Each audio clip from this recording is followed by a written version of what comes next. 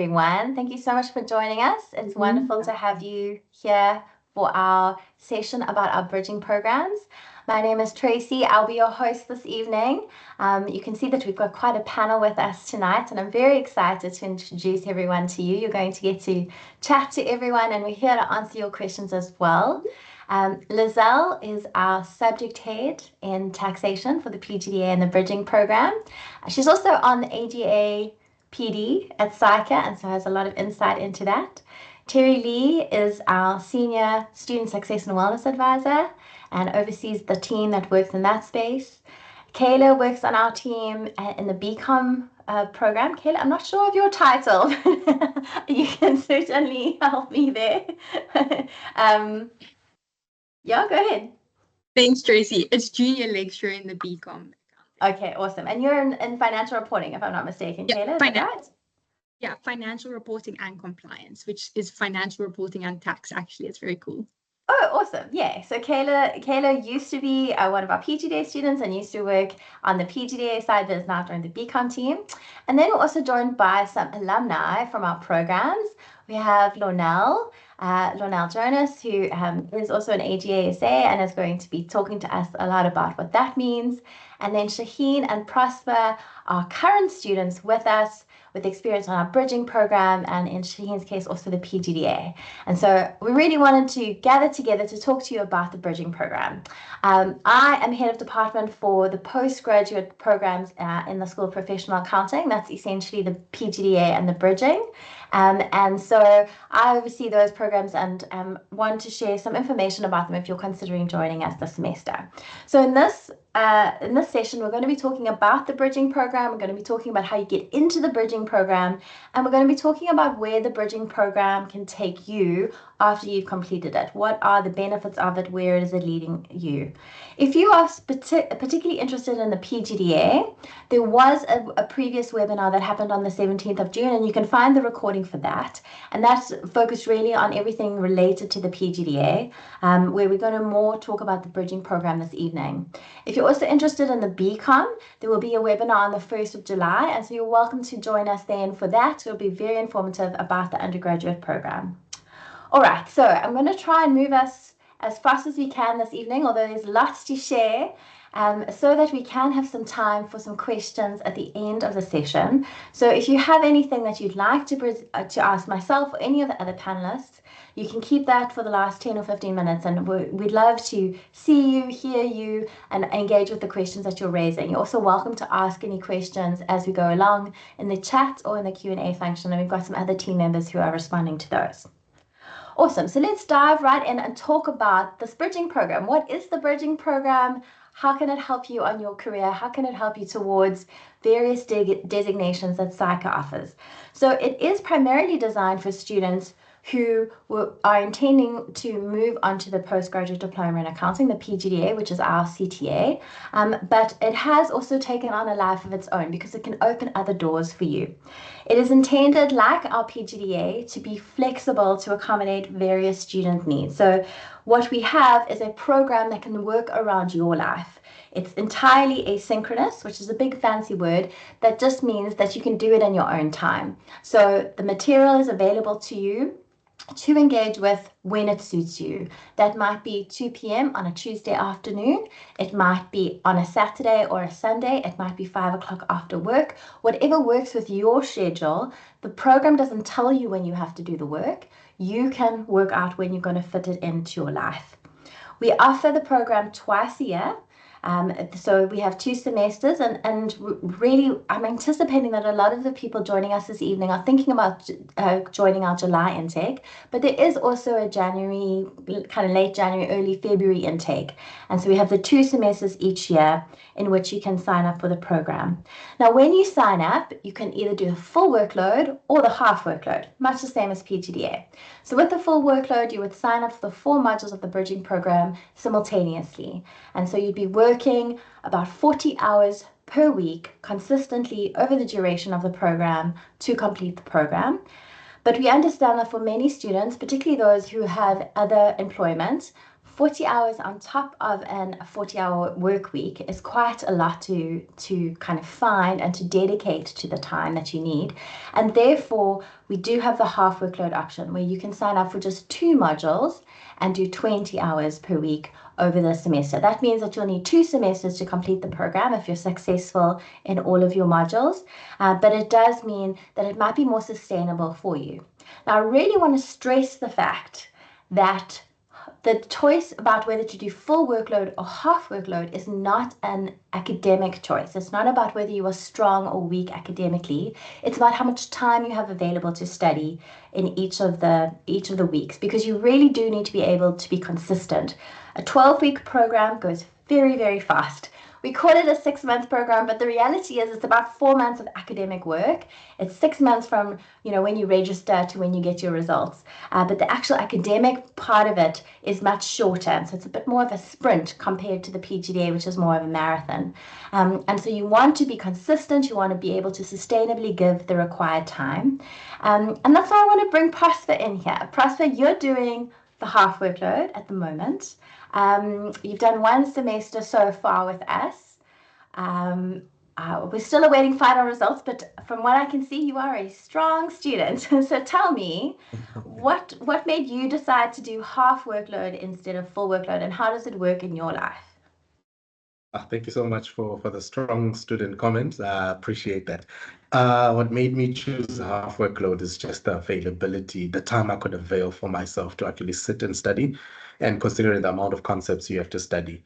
I work full time, I travel in that, and there is also life that happens. I love sports. I still want to play my sports, which I play almost every weekend. So I wanted that balance to be able to study, work, live life, and still do everything I wanted to do, which has worked out very well. I do get enough time to study and still, not feel like I'm pressured to get that extra day. It's just working out, which is really good. Awesome. So Prosper, I like that you've got balance, that you're still like playing your sports, completely well-rounded. That's great. Which 2 subjects did you choose to do this semester? The first semester I went with CGAU, Corporate Governance and Auditing, and then I took also Management, Accounting, and Finance. Back in undergrad, those were my toughest. So I said, let me hit those ones first. And that should give me a better step for, going upwards. And I'm happy it's working out. Awesome. That's good. That's that I think that a lot of students would, with the bridging program, we don't tell you which modules you have to do when you do half workload. So students might be thinking, how would I decide? Like you said, you decided to start with the ones that you found the hardest in the past. Is looking back, because you haven't done FREP and tax yet, but looking back, do you think that was a good decision? It definitely was. I'm keen to kick on now because I feel like I've taken the one load off my shoulder that used to give me nightmares, and now I feel like I can really put the whole course together and start understanding it at a deeper level as well. Awesome. Thanks, Prosper. Shaheen, you finished the program and you did full workload initially. What would your thoughts be, or your advice be to a student who's deciding whether to do full workload or half workload when signing up for bridging? With me, I would say taking a full workload is that I tend to forget things. So I rather take a full workload where I know that all the modules are hit at once, that I can focus on those modules and get it done, even if it's hard, but I take each day as it comes. So each day I'll do a different module to understand a concept, and it's very important to understand a concept. If you don't know your concept, then you don't get nowhere.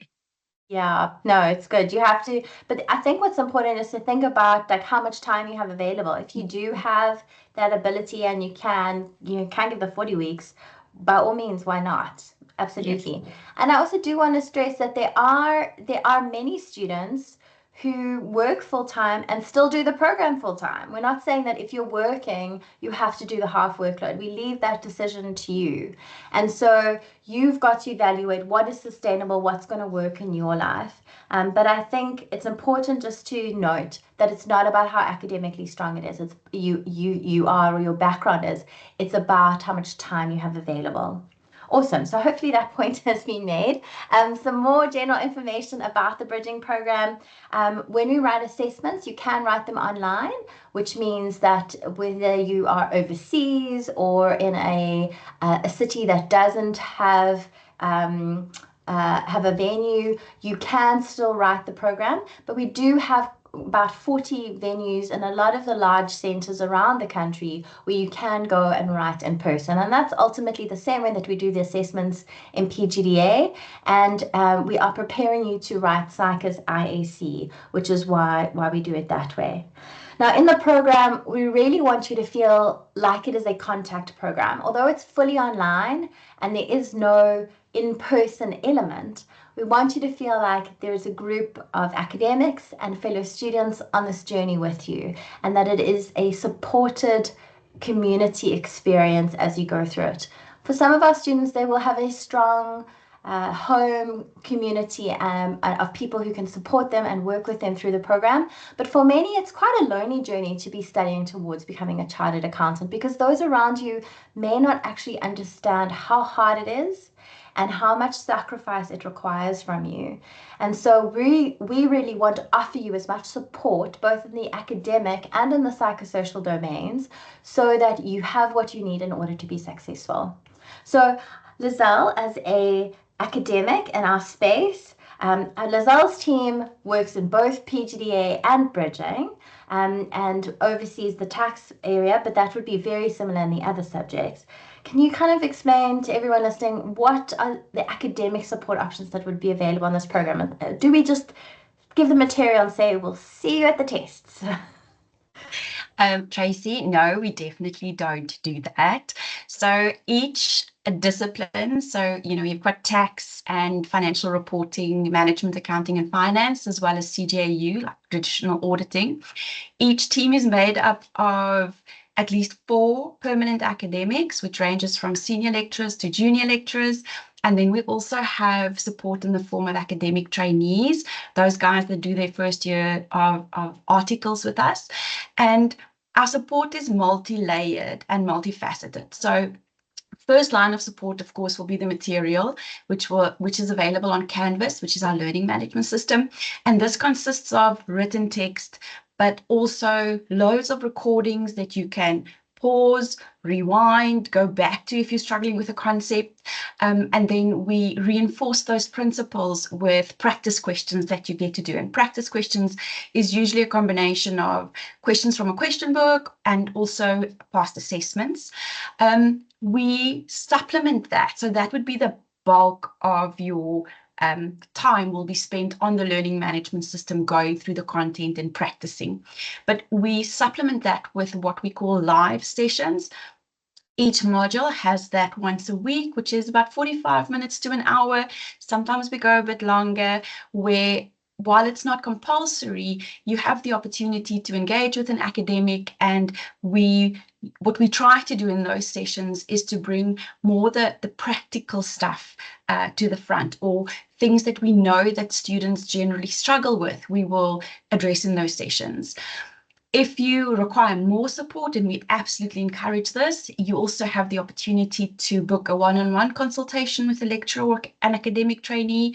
And those 25 to 30 minutes gives you the opportunity, if there's something that you're really struggling with, or you're just trying to figure out how to approach your studies, to chat with us on a one-on-one basis via Microsoft Teams. I'd love to meet you for coffee, but that's not possible in our online world.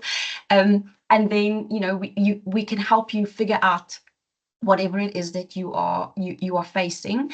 On top of that, there's so much, but on top of that, we also have what we call VE, or Viva Engage, which is like the social hub for students. Now, I'm giving my age away, right? But it's like Facebook. I know you guys don't do Facebook anymore. It's TikTok and I don't know what else, but it's very similar to Facebook in the sense that it's a social media it's got a feel of a social media site, and you can post a question or a comment there, and the entire student group sees it, the lecturers see it, academic trainees. So we use it to make announcements for students to ask questions, and you get usually quite immediate feedback from your classmates. Like if you're struggling with something and somebody knows the answer, they'll pop in and help you with that. If you are not too keen on sharing your questions on such a public platform, you are welcome to also send a private query to us via the help desk. That's an email form, and it usually gets allocated to one of the academic team, and then we can assist you in that regard. So loads of academic support options, and the entire academic team, and I speak on behalf of all of them, and they know I do, but we are so looking forward to be able to support you in this journey of reaching your academic goals and preparing yourself for an unbelievably bright future. Thanks, Tracy. Awesome. Thanks, Lizelle. Yeah, I think it's really important that the material is trying to anticipate the questions that students have. And so we understand that you might be working on something at like 4 a.m. on a Thursday when, most of us are not at our laptops, and that if you have a question, it's most helpful if you can have it immediately. And so if there's already an answer in the I'm using the words practice question solution that kind of anticipates that and gives it to you, that's the best. But sometimes you may have a unique question, or it might be a new practice question that kind of hasn't gone through hundreds of students. We haven't got all the questions yet. But so great that students can also reach out to a human and have an academic and a person there, and that those live sessions you can engage with your lecturers. There's a cadence and a rhythm to the program, and that there's responses when we have questions on Viva Engage, questions on the help desk. Typically within a day or two, students would get a response. Lizelle, there was something I was going to ask and now it's slipped my mind. But thank you so much for summarizing that. If I remember what it was that I was going to raise, I'll bring you back. But that's awesome. But we recognize also that in this bridging program, it's not just about getting the academics. It's not just about understanding the technicalities of tax or how to audit, the revenue system. There is a lot that happens as a person, and your life continues. There's mental health challenges, there's overwhelm, there's anxiety, there's a lot that you're dealing with, particularly if you're balancing various aspects of your life, and that your whole person comes into this program. It's not just your brain that walks into the program and has to learn. And in recognition of the need for kind of broader and more holistic support, we do have the Student Success and Wellness team, which is headed by Terry, and offers some really vital elements of our program. So Terry, over to you to kind of outline those for us and to describe what your team does. Okay, thanks so much, Tracy. A bit about the Student Success and Wellness team. We provide our students with, as Tracy said, holistic psychosocial support that caters to the overall well-being of our students and attends to our students' unique needs. And what we find is that, as Tracy mentioned, many students often focus all their attention on the academics sometimes, whilst constantly being pulled in different directions in their personal lives. And they could be faced with various challenges that they're sometimes unsure of how to handle. So one of our aims is to be that voice of reason, to be that listening ear, to be that sounding board when students need it, right? So what you might find when you are studying on the program is that not everyone might understand the journey you are embarking on and the attention that you would need to give to your studies. And that's where we come in. We are able to help and offer you support and understanding of what you might be embarking on. The services that our team does provide goes hand in hand with academic support that Lizelle has mentioned, and it's a form of support that often students don't know they need until they reach out and engage with us. But to go into some of the support on offer, I'm very excited about it, but we've set up various support avenues over and above the academics, so that could fit into your life. We have study groups that students can create. We have something called Come Study With Me sessions, which is a virtual silent library or study zone. So if you are working at 4 a.m. and you want to log on and see if others are out there, you're welcome to log on at 4 a.m. And I kid you not, students have been using it. They've really been enjoying it. We've also recently partnered with October Health, which is a mental health app that students gain access to when you do register with us. That being said, our team's main virtual face-to-face interactions with students takes place also in the form of one-on-one consultations and live sessions. In our one-on-one sessions, students can come to us for various reasons. Some might need guidance with a study plan, others might find it challenging to balance work and studying, or seek advice on navigating their studies amid their daily life challenges. So our team addresses whatever the student needs that might hinder their performance and ability to be successful. Also assist students in recognizing their innate abilities, such as your strengths, your weaknesses, and how to leverage that to be successful in your studies. So mental health and mindset is always a topic discussed in a consultation with us, because we often find that students struggle to maintain motivation, struggle to maintain drive at certain points in the program. And this could also be due to various things taking place in one's life.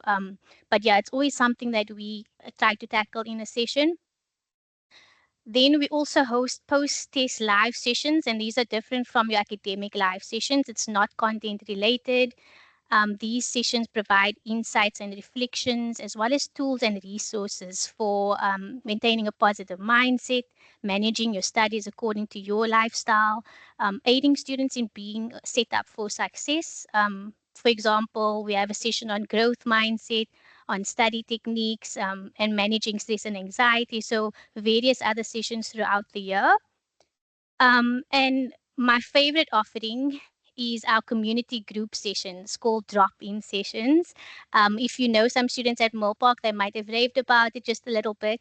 But this is a place where students across the bridging and our PGDA program come together twice a week to share their experiences with one another. So it could be anything that comes to mind. Sometimes we have a little fun. And we just speak about anything that's crazy. We had a student recently graduate, and he shared graduation photos. But what is always so heartwarming for me is when I get to experience the sense of community that is built during these sessions, where students start supporting students and passing along words of encouragement. That is one unexpected but truly profound thing that takes place in these sessions for me.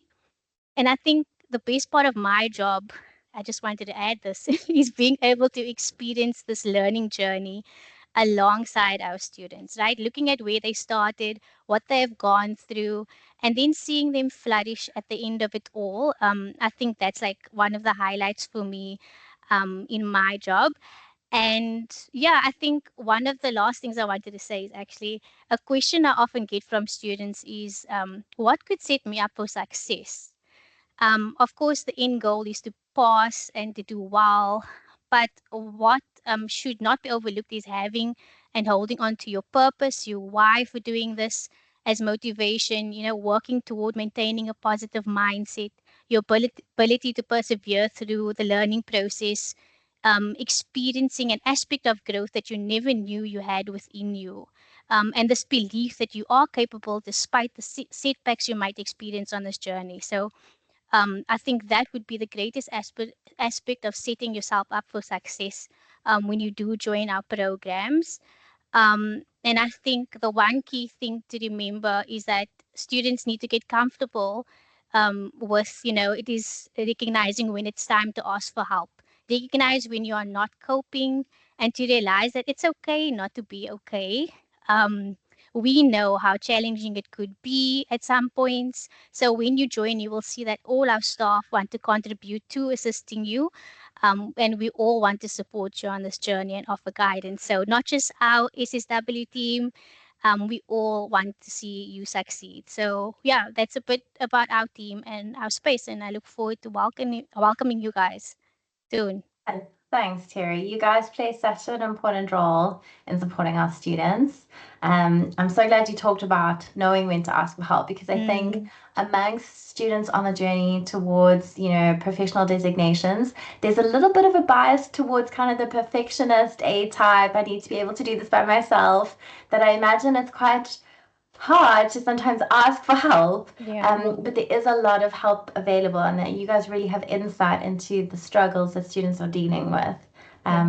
So thank you for highlighting that. Awesome. Thanks. I want to turn attention to our alumni, Lonelle, Prosper, Shaheen, and just hear from you in your experience on our programs. I mean, Lizelle and Terry have outlined a lot of the support that is available.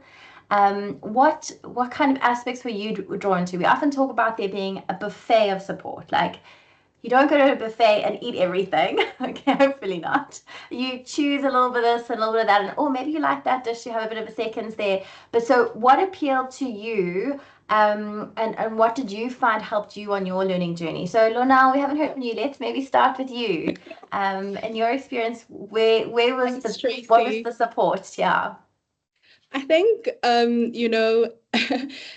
as Terry was speaking, I was just like, wow, things have changed so much since I left. Like, wow, like it's just gotten like so much better. Like, I wish we had that buffet, like when we were there.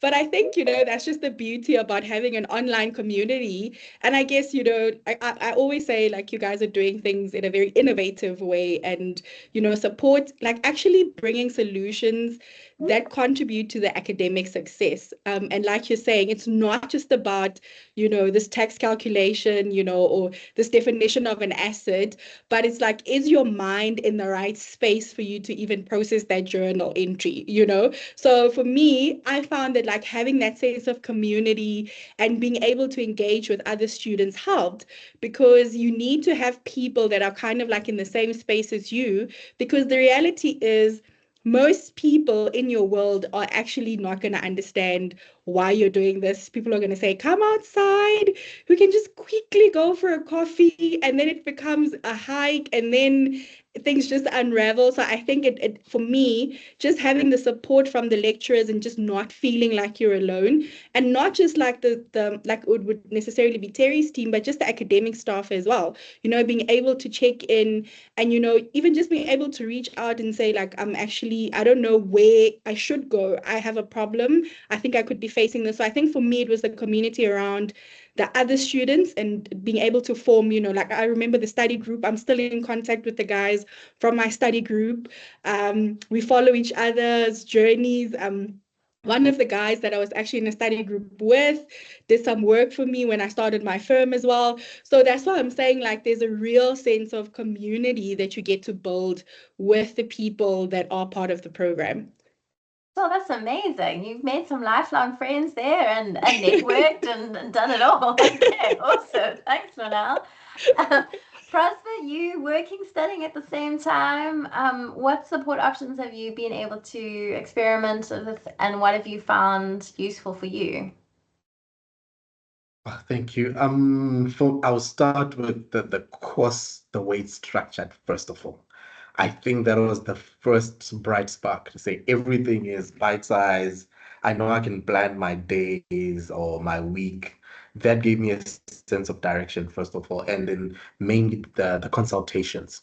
For Manac, I had my first consultation, I think, with Inga, and auditing with, I'm not sure who, I've forgotten the name, but once I got stuck with them and they understood how I ask questions and I understood how they respond, that was it. I would follow them on their timetable when I book slots. Then I knew this was my go-to. So that consultation system really helped. And first few days as well, I had not studied for years. I had last studied in 2013. And so the jitters were there, a bit worried. What helped me a lot was also the virtual library. So I would log into that whenever I start studying, and I'll see another face pop up, another one, and then eventually, as time went on, the jitters, I settled down. And even that too, we could ask each other questions. I would pop in a question, is anybody doing auditing? Somebody would say yes. And then we just go back and forth with questions, and it really helped. Awesome. Thanks, Prosper. You reminded me of what I'd forgotten when I was trying to remember with Lizelle around the structuring of the program and how a little bit of material is released for the week every Friday. So it's not just all at once, like you get it every Friday for the week ahead. And that creates a rhythm and a kind of a cadence to try and keep up with. And yeah, was that the Come Study With Me you were talking about, the virtual library where you go and what hours are you generally there? Like weekends, early mornings, late evenings? Like when do you find yourself in the Come Study With Me room? Mostly it was the 2 a.m. to 6 a.m. window. That's Wow. when life happens. Yeah. Before I give my brain to my company, I'll give my brain to myself first. I was the 3 a.m. I was the 3 a.m. person. Yeah. 3 to Oh, 6. Yeah. That's dedication, guys. That's crazy. That's why we've got the room, so that you're not alone there. That's awesome. Shaheen, how about you? What support aspects have appealed to you or been helpful for Thank you? you. With the program, I really enjoyed the breakdown. And when I did the practice question, if I'm stuck, I should consult a lot. And I had my favorite lecturers that I should book with, and I should overbook and double book just to pass the course. And I should always do my lessons first before I do the practice question, because I cannot jump into the practice question if I don't understand the concepts. And then even with the consults, the lecturers actually motivate you and they give you advice. It's okay, you will learn it this way. This is the structure you should learn. That how I picked up and how I built myself, especially knowing these principles, especially from bridging and going to PGDA. It built that structure or that principle that I'll never ever forget, especially in FLIP. That yes, that I will. And then a lot of support from Terry and her team, especially the Friday sessions where all the students just vent, where no one can even hear what we say. They what I love and what I When as lecturers we're not allowed into those sessions, so you so can much really of be fun. honest. That is our fun day. And I actually like studying in the evening because in the morning it's too cold. I cannot even wake up. Awesome. Well, thank you guys for sharing. That's really useful. I think the important takeaway is that there's something for everyone. Like whatever your setup, whatever your needs, there's availability and there's support for what you need. And so I hope that gives everyone listening a sense of what the program offers, of how it works, but it will obviously take some more questions if anyone has them. Can I just ask everyone to please mute if you are listening in?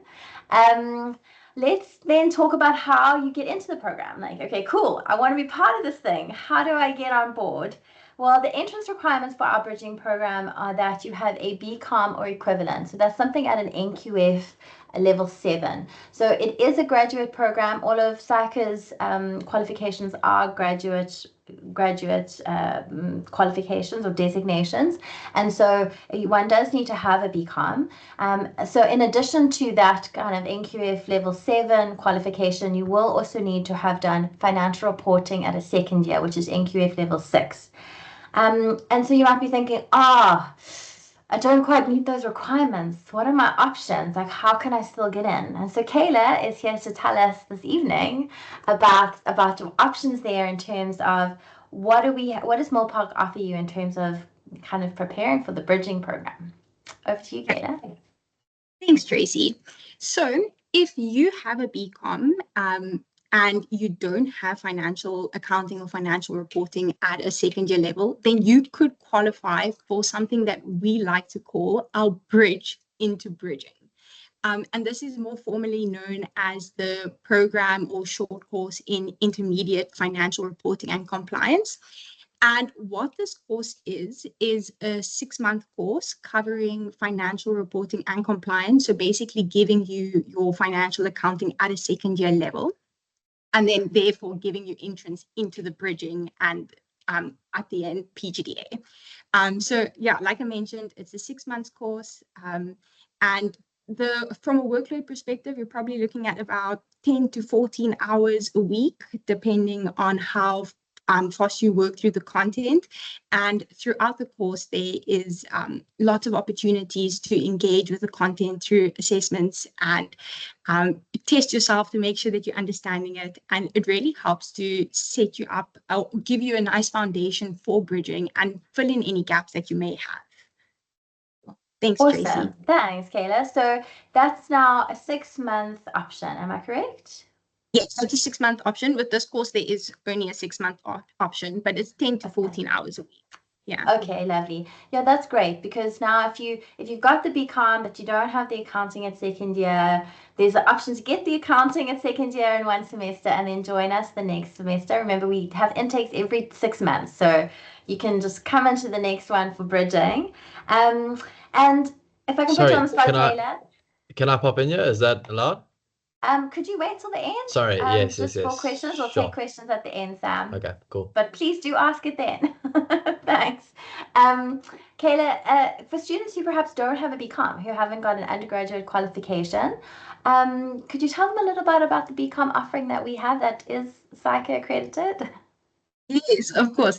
So we have our BCom in accounting, which is newly developed with the CA in the future in mind. So we really focus on building those core competencies beyond just being technically sound. We're also developing future business leaders that are creative, that are problem solvers, that step into the room and kind of just change things with the way that they think. So if you don't have any BCom and you don't qualify for the bridging and you want to go the CA route, or not even the CA route, if you just want to gain invaluable skills to make a difference in the industry, the BCom in accounting is the way to go.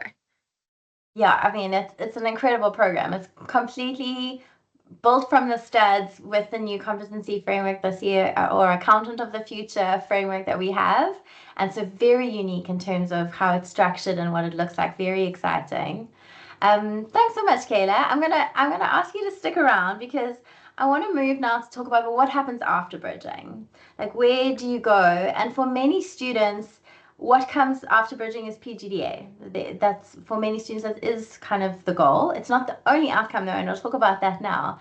But Kayla and Shaheen, you've both moved from the bridging program into the PGDA. And so what I tell students, and what I think everyone here should know, is that when you move from our bridging program into the PGDA, I think you have an advantage over people who are coming to Milpark and going straight into the PGDA, in that you understand how the program works, because the PGDA and the bridging work very similarly in terms of the cadence of the weeks. The one program is longer than the other and a bit of a bigger monster than the other, but you've done like the intermediate one before you get to the advanced one, so it's great. And you have also a good grounding. So we tend to see stronger results from our bridging students in the PGDA than those who have not done bridging. So Kayla, maybe I can start with you and just say, like, what was your experience like embarking on the PGDA journey after doing our bridging program? And then may I add, so successfully as you did. So my experience from going to the bridging to the PGDA, I think the main one for me, and you did touch on it, was about how you've gone through the bridging and you're already used to it. So beyond just like the structures and knowing how Milpark works, something that I found really helpful with completing the bridging beforehand is that also like knowing how I wanted to structure my time before I went into PGDA. Because you kind of like, you start studying, and I was also working and studying, and it was my first time working and studying. So I didn't really know how studying fitted into my life with working, or working with studying. So it was really just like a gray area for me. And during my bridging, I could also find my feet and like what times worked better for me to study, what kind of schedule worked for me, how do I like to approach the content, how do I like to approach practice questions. So just even in that aspect, it was really helpful. So there was no like trial and error going into PGDA. I knew what worked for me, and I started that from the beginning. And just even from a content perspective, there were a lot of gaps coming into the bridging from my undergrad that I didn't know. So the bridging program just really helped to cover me in those aspects. And going into PGDA, I was also a little bit more aware of the areas that I needed to give a bit more attention to, because I knew they were my weak areas that I saw in the PGDA. Yeah, awesome. And I mean, you were well set up for success. Kayla came in the top 3 of her year, actually, the year, and not just the cohort. And so you did very well, and we're so glad to have you on staff, Kayla. Shaheen, you're still going through the process. You're very close to that journey. Currently doing the PGDA, which you started at the beginning of this year. What's it been like for you transitioning from the bridging program into the PGDA? Thank you, Tracy. My experience is that I have a solid foundation. So I know, like from the college at university I came from to Millpark, I probably forgot most of the concept. It was like a refresher and things that I should remember. And now going into PGDA, I don't need to really go back to it, because I remember as soon as I do example, one of the standards like IFRS 19, IFRS 9, if I do that, I remember what was taught in bridging. Now I can use that solid foundation and just add on to that. Yeah, and have you felt like there's a familiarity? Yes, it's like a bell. This I know rings. how this works. Yes. Yeah. Exactly, yes. And the Yeah. best thing about the PGDA is that they give you the time, like how long must you take on this topic and how many hours must you spend on PQs. That is the best thing. It actually gives you timing and the hours that you spend, and then how you be successful end of the day. Awesome. Yeah. Thank you so much for sharing. You're welcome. So as I mentioned, PGDA is not the only goal ultimately with the bridging program. Our bridging program has been recognized by SAICA for AGA SA purposes. Now we sometimes get asked, and I can see it has been asked in the chat as well, is the bridging program accredited? SAICA have different terms: recognized, accredited, endorsed. Our bridging program is not going to be found on the list of those that are accredited or endorsed. The reason for that is that it is a short program. It's 6 months, and so it can't be registered with the CHE, and so therefore it can't be accredited by SAICA. But it is recognized by SAICA, and I do want to say the PGDA is accredited by SAICA and leads you to ISE. But it is recognized, our bridging program is recognized for the purposes of AGA SA. Now, maybe you don't know what that means. So, Lizelle, I'm going to come back to you. You're intimately familiar with this AGA SA thing. Can you explain to everyone listening, what does that mean? Yeah, so I have a very soft spot for AGA, Associate General Accountant South Africa, and it's one of the designations that is offered like a home for accountants at SAICA. I spoke to Letu Mkhize this morning, and I asked them, because Tracy and them asked me, like, you have to tell people what an AGA is. So I asked Letu, who is the lead at SAICA for the AGA, like, how would you describe it? And he was very specific, right? An AGA is a value driver whose responsibility it is to integrate strategy and to see its realization into the entity's performance, to bring about sustainable value. Those are massive words, right? But what it boils down to is an AGA, and Lornell is going to tell you a bit about her journey, and you'll see all of these, but it's somebody with drive, somebody that drives value, that drives performance, that integrates and develops strategy, that gets work done. It is an accountant that is able to do independent reviews, to do quality compilations, and very importantly, to add value to their clients in terms of advising and problem solving. It is a door into an amazing career. And as Tracy mentioned, our bridging program is recognized by SAICA. It's not accredited, right? It's recognized. But what it does mean is that if you've completed your SAICA training contract and you have successfully completed the Millpark bridging program, you can register as an AGA. And Letu made it very clear, if your plan is to go into PGDA, if you meet those requirements, and I'll share his contact information with you in the chat, because he was very adamant. You can contact him and he can set you up with all the answers. But you can even register as an AGA SA while doing PGDA if you meet the relevant requirements. And it's just, it opens doors, and, you know, SAICA is globally recognized. So, you know, having that designation just helps you get ahead in life. Absolutely. Thank you, Lizelle. And it's great that we've heard from the horse's mouth, so to speak, with Letu at SAICA giving you that some fresh information. That's awesome. So, Lonelle, you are an AGA SA, and I think to be fair, that many people know what a CA is and know that SAICA have this designation called CA, but maybe don't know that SAICA also has AGA and maybe feel like, oh, what does that mean? And they've heard what Lizelle said, but you're a real life example. And can you share with us what that's meant for your career and what you've used the designation to kind of do in your life? Because it's very inspiring. Thank you so much, Tracy. I'll really try and bite-size my story because, like I said, I can talk forever. Okay, so I actually was feeling some nostalgia when you guys were obviously going through all of the programs, and I was actually thinking about when CA Connect started. I remember when I was still a student at UCT, Gareth was like a tutor when he was doing PGDA there. So just to see and just be part of that journey has been really amazing. So I just want to give context as to my journey, right? When I started out with wanting to qualify as a chartered accountant. Did my undergrad at UCT, didn't have the funds to do PGDA, went back home to Kimberley. I'm originally from Kimberley, did my articles at a smaller PwC, still wanted to be under the Big Four. And then did my postgrad through UNISA, because at the time, that was the only kind of, option that was really available for people at the time. That was around about 2012, 2013.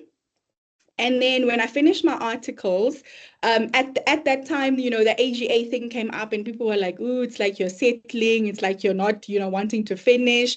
I'm just mentioning things that people are saying. I'm sure people in the chats here are thinking the same thing.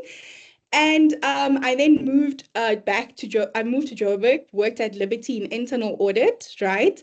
And then I moved over to FirstRand, and then I was in the internal audit space there as well. So let me talk about what actually led me to get to the place of registering as an AGA. So I think, as everybody here that has already mentioned that when you're studying part-time, especially when you're looking at doing something like a PGDA, it's hard work. Like, it requires a lot of discipline. And what happens more often than not, if you didn't really finish, your 4 years in university, it does become more complex, right? Now you have to manage all these variables. You could be married, you could have kids, life has moved on. In my scenario, what happened was I lost my little sister. I'm the eldest of 3 kids. I lost my little sister in a car accident on the 1st of January 2019. It was very sudden. She was pursuing her civil engineering degree. She was in her second year of studying. And for me, I can't tell my story without talking about my sister, because it was almost as if my life was always about pursuing the CA, that I forgot to live my life, basically. I forgot that I could do life and still continue on my journey of wanting to qualify. So I was pregnant with my daughter at the time I lost my sister. And while I was on maternity leave, I was like, I actually want to do something more meaningful with my life. And that's why I registered with SAICA as an AGA. And I decided, okay, let me see what else is out there for me to do, right? Started this thing. After I registered as an AGA, I was like, oh, let me start a company. Let me see. I don't know. Registered my business. And, as they say, the rest is history.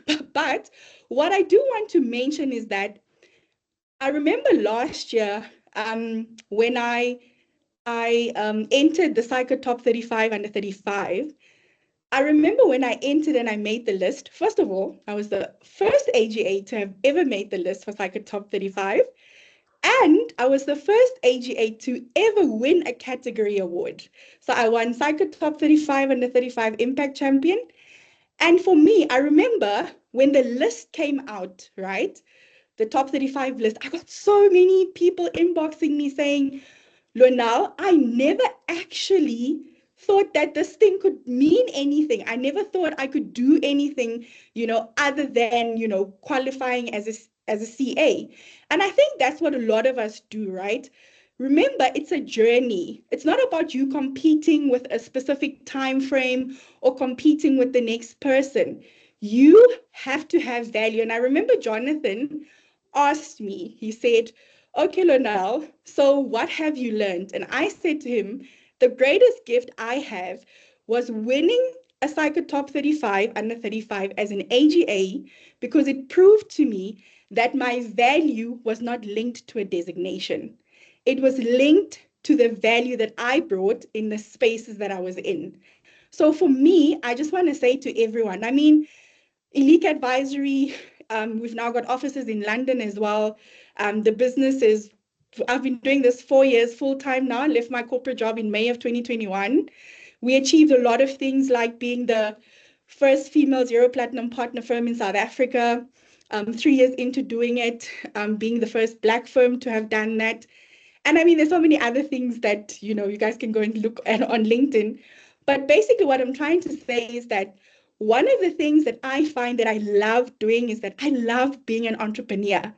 I love solving problems. I love technology. You'll always find me in the space of tech. And I found a world where finance and tech work really well, and we can add value to our clients and we can help them grow and scale. I've been able to travel, been up in Africa to various countries. And you guys won't believe, last year when we launched in London, it was actually my first time traveling to London. So people are like, who does stuff like that? And what I'm trying to say is that you are more than a designation. Your value is more than a designation. And it's about you understanding in your journey and along your journey of qualifying, what does it mean? What value do I want to add? You are not any less valuable because you do not have a CASA next to your name. For you, it could just be that you're an AGA that wants to be an entrepreneur. You're an AGA that wants to specialize into tech, or you want to build a business. I mean, there are CAs now that have qualified, but they completely are not even really using their designations anymore. So it's really just about finding what works for you and making sure that it's aligned to your own goals for your own life. Yeah. Thanks, Tracy. Thanks, Lonal. What an incredible story, and congratulations on all that you've achieved. I mean, thank you. I think that really just dispels the myth that like you can't do stuff, you can't start a business, you can't start a really successful international advisory firm or win top 35 under 35 if you don't have, the CASA behind your name. That the AGA really opens a lot of doors. It doesn't close the door to CASA. One could still continue to pursue that if you wanted, and you can change to a CASA after you've met the PGDA requirements if you want. So that door's not closed, but certainly there's still a world of possibility with AGASA. Sure. So thank you so much for sharing your journey, Lonal, the highs and the lows. Yeah. And I think, Tracy, I just want to say, right, I think in terms of what you were saying about the CA thing, right, I remember Jonathan also asking me, like, are you going to finish, qualify? I said, I'm still thinking about it. I probably will. But what I wanted to say is that, like, for me, it just meant that I gave myself permission to pause, because sometimes you need to understand that I think I never doubted that I could qualify as a CA. I still think like I am going to do that because Jonathan side eyes me every now and then. But for me, it was just to say that I had attached my value to this designation. And a lot of us sit in corporates or wherever we are and we say, I can only do this once I qualify as a CA. And I think for me, having the AGA kind of broke that stereotype or that barrier for myself. And that's why I just want to say it's also okay to pause, because life does happen. And it's okay to say, while I'm recovering from whatever, it could be a loss of a parent, a loss of a sibling in my situation. It could be any sort of life-changing event, and it's okay to pause and say, okay, let me register as an AGA while I'm still pursuing my CASA. And I think that's also the message that I want to leave. But thanks, Tracy, so much. Awesome. Thanks, Ronelle. Prosper, you are an AGASA at the moment, is that correct? Yes, that's correct. I am. And you're still on the journey to CA. You still wanting to go all the way I'm back through. at it now. Now I'm going all the way through. This is why I even got back to bridging. It was now time to finish what I started years ago. Okay, yeah. And yeah, but also the good thing in that I actually have risen career-wise to a senior manager, even with the CASA, with the AGASA. So capabilities definitely are not attached to just the designation. You can do it, and everyone in this room can definitely Awesome. give it a shot. Thank you. Yeah, I mean, it's really about finding the right journey for you and the right timing for you in terms of how you what you want to pursue at what point in your life and your career, I suppose. I want to open up for some questions before we land this thing. I think it's been a fantastic session. Sam, you were really patient before. Do you want to ask your question now that you had earlier? If I can put you on the spot, do you remember your question? Or is there anyone else who wanted to ask a question? If you'd like to ask a question, please just raise your hand. There's a little hand at the top of the screen, and it'll help us order them. Sam, I'm not hearing you, so I'm going to move over to Simpiwe, who's raised hand. Go ahead, Simpiwe. Good evening. I don't know when I was colleagues or what. Yeah. But, Hi there. yeah, so I just want to check here. In terms of the assessment, Yes. I want to check how often the assessment. I understand in some other structures you have your assignments that contribute to your final marks and everything. So I just want to understand the structure of the assessments here and the timelines. How often does it happen? And again, what is the final required average mark required that you need to get in order to go over to the final CCA? Okay, thanks for the questions, Simpiwe. So in this module, in the bridging program, there are two tests, test 1 and test 2, and a final exam. So those are the assessments that are written. There are no assignments. So your final mark is a function of your test 1 and test 2 results, which are not equally weighted. Test 2 counts more. And then your final exam counts 60% to your final mark. There's no DP. So you are able to write the final exam regardless of your test results, and there are no assignments. And so, yeah, I hope that answers your question. I'm going to kind of try and move rapid fire so that we can get through as many as possible. Matselo, do you want to go ahead? Matseliso, sorry. Oh, hi everyone. Sorry. Hi. Go ahead. I'm a foreign national. I'm from Lesotho. I studied BCom accounting in Lesotho. Yes. I did try to apply last year, but the system was kind of giving me a problem. So I just wanted to know if for a foreign national, if I can be able to do the bridging program. So the bridging program is available to students all over the world. We've had students do it from New Zealand and the Netherlands and all over.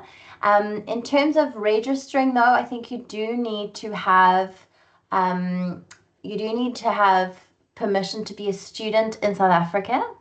I don't have those details specifically.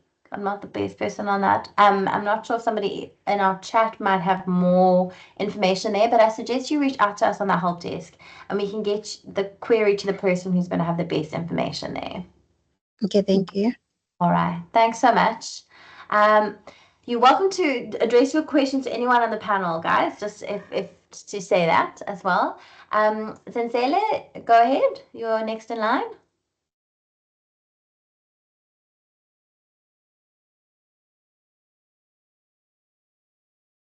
Zenzele, are you going to ask a question? Otherwise, Sam, we'll come to you. You waited patiently to ask, You ask your remembered. question. Go ahead. Okay, cool.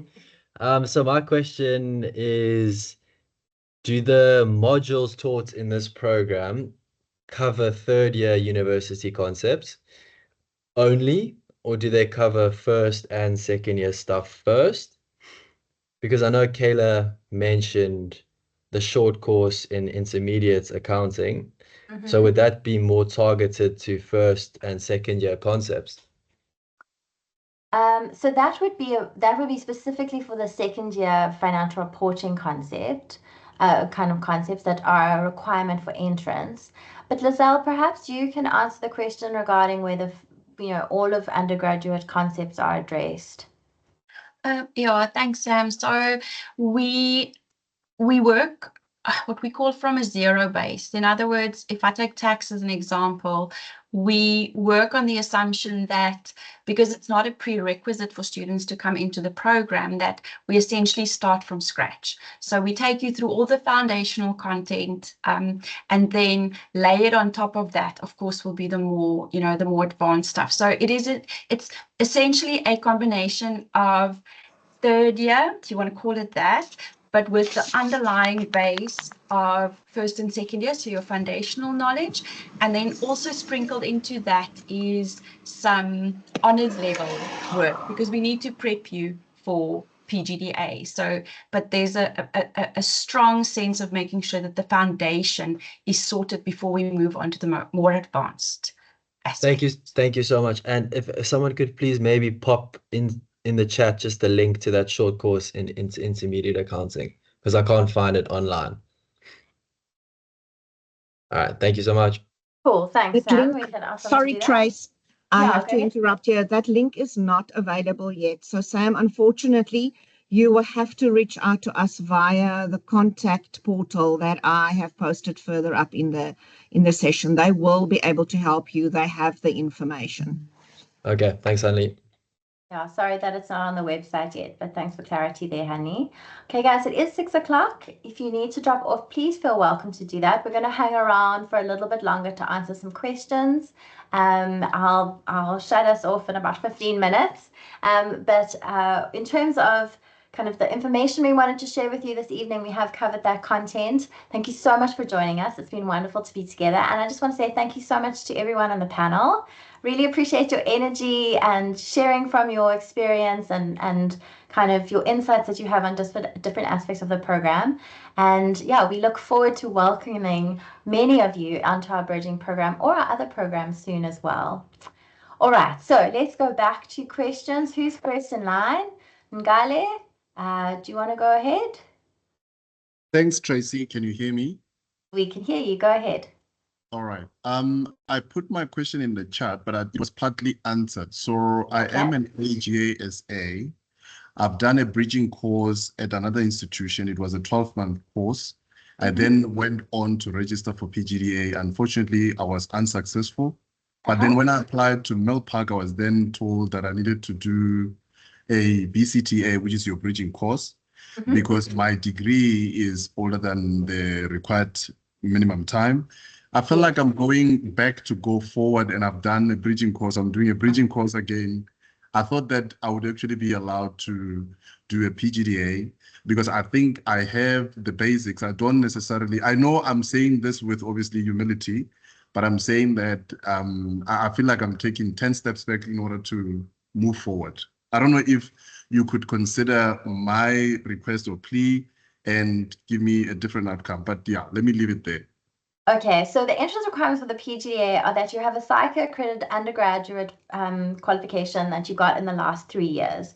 We found, if you did the bridging program that you mentioned in 3 years or less, that would also count. If you've been working towards being a chartered accountant in the last 3 years, we can consider you for the PGDA.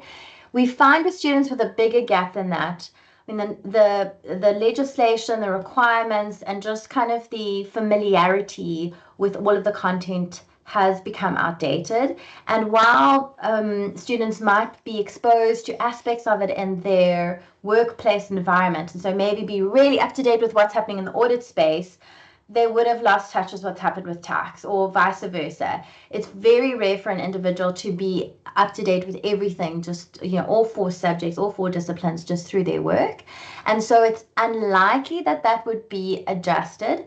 But there is also an appeal function where you can appeal what you have been offered and request special consideration. I don't want to give you false hope, but I also want to say that we understand that there are unique circumstances. So my encouragement would be to apply. If you are offered bridging and you feel that there are other conditions that need to be considered, appeal. But I also would encourage you not to view the bridging program as a step backwards. It can feel like that, and I understand, particularly if you've done a 12-month bridging program. I would see it as an on-ramp to the PGDA. And if you are strong and ready and you're just going to be really successful in it, it's 6 months. It'll give you a solid foundation for the PGDA, and it'll get you into the where you want to be much faster. It's much worse to come into PGDA unprepared and be unsuccessful, and then it becomes a 2-year or longer journey. Awesome. Okay, thank you. I'm going to move to Bisor, who's next with the hands. Gosh, guys, you got lots of questions. I don't know if I'm going to get to all of them, but let's get to as many as we can. Bisor, go ahead. Good evening. Hi there. I'm not sure. My question is like a 2-way question. I'm just hoping you guys are able to assist me. So I am freshly out of high school. I am finishing my 3rd year into my Bachelor's of Commerce and Accounting. I already finished my exams. So my results are coming out sometime now in July. So I was hoping to register with your July intake. But now I'm stuck whereby there's a lot of information coming from different people. Because I heard that the registration closed on the 7th, the other one says it's on the 25th, and that classes start before. And also the whole story about you need to be registered in order for you to then start working. Because I'm coming freshly out of high school and then into a degree. So now I'm now getting into the ward, but I want to pursue the CA journey. Now I don't know if I do the bridging course. Will I be registered to then start as an accountant, or I have to be under a board to be registered? So I'm confused there. Okay, Tavis, so you're saying you're coming out of high school, not out of undergrad? I'm coming out of undergrad. I went straight from high school into undergrad. I just finished writing my last exam for undergrad on the 19th of June. Okay, I see. Now, you will need to wait for your undergrad results before you can apply for the bridging program. It starts, as has been communicated to you, on the 7th. There's an orientation week, and the actual material starts on the 14th. We will allow for a little bit of late registration, which is where you've probably got the 25th. That's not recommended, all right? But it is the very latest you could join.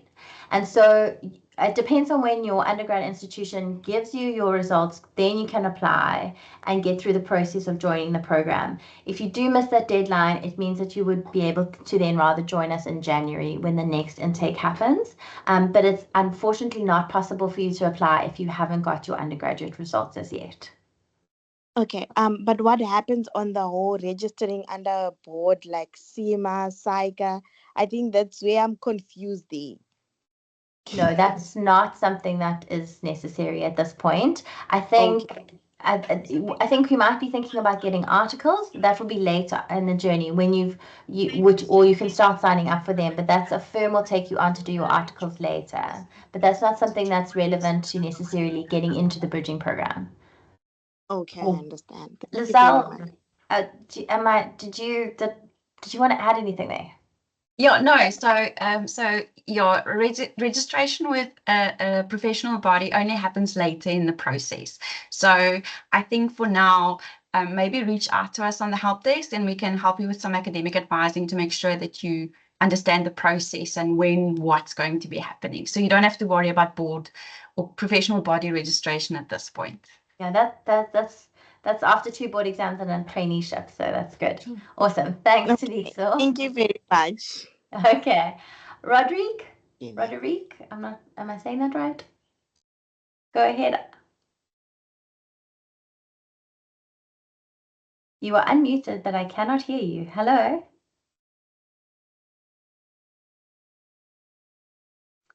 Roderick, I can't hear you. I'm going to move to Tanisha, who is next in line. Good evening. Hi. I would just like to find out, I'm looking to do the bridging course starting next year, so 2026. But I would also like to start doing my articles the same time I start doing the bridging course.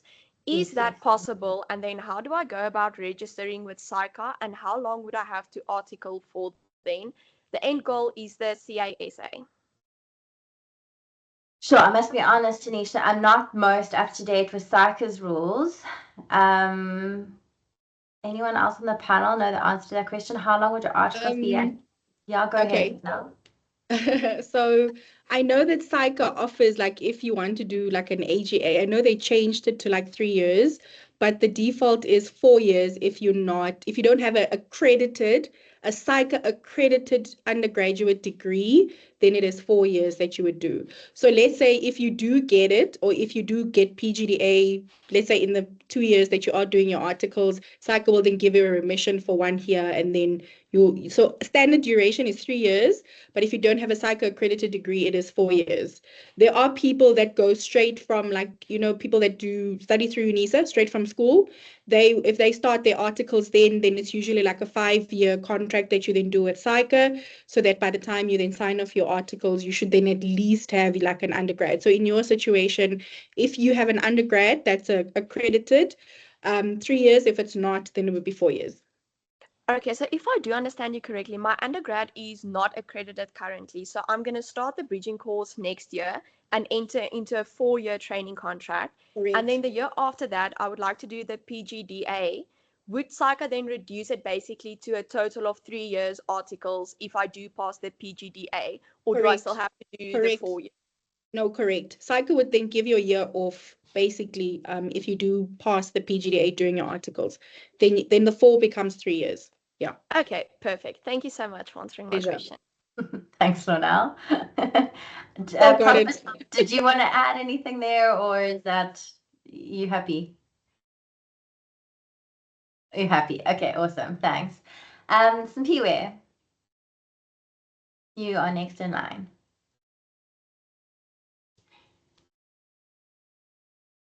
Simpiwe, can you hear me? We cannot hear you. Simpiwe is on mute. All right. Themba Nkosi, let's move to you.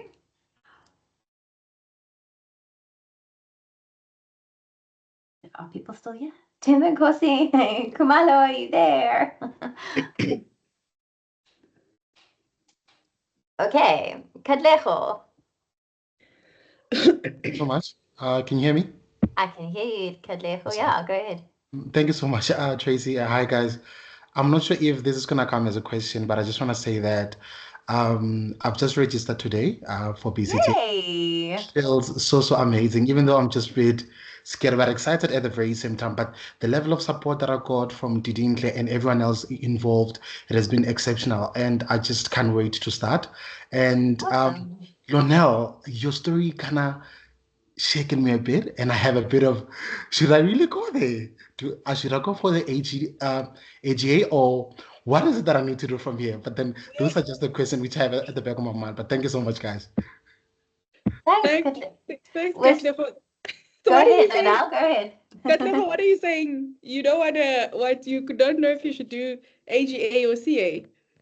CA, because after what you just said, it just got me thinking so much. Maybe he should go for AGA. I think is what he's saying. I think you know what the beautiful thing about it is that you still have your options open, right? So let's say if you're done and you feel like, okay, you want to take a break and maybe travel the world for 12 months. I don't know, like life needs to be lived, right? Definitely. Thank you so much. But then what I'm saying is like the CA option is always open for you Yeah. post all of that. So at least you know your options are still open. So yeah, it depends. And it's okay to change. It's okay to find like this is not what I want. So I think the great thing is that you're asking yourself the important question, like, what do I actually want to do with my life? I think that's the most important thing. Awesome. Thank you. And we're very excited to have you join us in a few weeks, Kalehu. Well done for getting registered nice and early. We look forward to welcoming you onto the program. Awesome. Thanks for that. Ntando, you are next in line. You have unmuted. Hi there. Yes. Oh, thank you. Good evening, Trace and your panel, and good evening to everyone who's part of this session. First, I'm motivated to see my former UKZN peers, Mr. Prosper, which we were doing together, the undergrad. Actually, I just want to make a follow-up on one of the question that was raised, but I don't think, or maybe I missed the answer. I think one of the speaker actually asked about the pre-requirement for PGDA in terms of when you're completing your bridging course, whether it's half load or full load, in terms of, because other institutions you find that if you are doing a bridging or undergrad, they will indicate that they need average of 55 in order for you to qualify for PGDA. So I think it seems like we miss that one. So I'm very interested also to know the answer to that question. Thank you so much. Sure, Ntando, thanks for asking the clarifying question because I did miss it earlier. No, we don't have a higher threshold. If you pass our bridging program, you are automatically eligible for our PGDA. There's no additional requirement other than the fact that you have to have passed all 4 modules of the bridging program within 3 years prior to starting PGDA. So that same 3 years we were talking about earlier, that gap, if you haven't done one of the subjects for a long time, like more than 3 years, then you need to come back to it. And so you have to have gotten all of those 4 subjects, past each of them in the 3 years prior to starting PGDA. But as long as you pass them, you got the 50%, then you're into our PGDA program. Awesome. Okay, there's so many questions. I'm going to stretch it a little bit longer, if I may. Kanisa, go ahead. Okay, thank you so much, Tracy. You're welcome.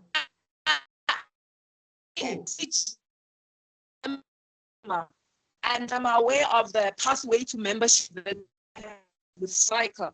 So I was wondering if you have a bridging program that allows CIMA members to qualify as CASAs. Kanisa, you broke up quite a bit there, but am I correct in understanding that you're asking about how to move from CIMA to CASA? Yes, yes, yes. Okay. If you have done CIMA, and those of you who on the panel who know, you can help me here. My understanding is you don't need to do PGDA in order to move into the CASA. I think, do you have to write IAC, guys? You used to, and then I think that changed. They changed Tracy? it to board 2 now.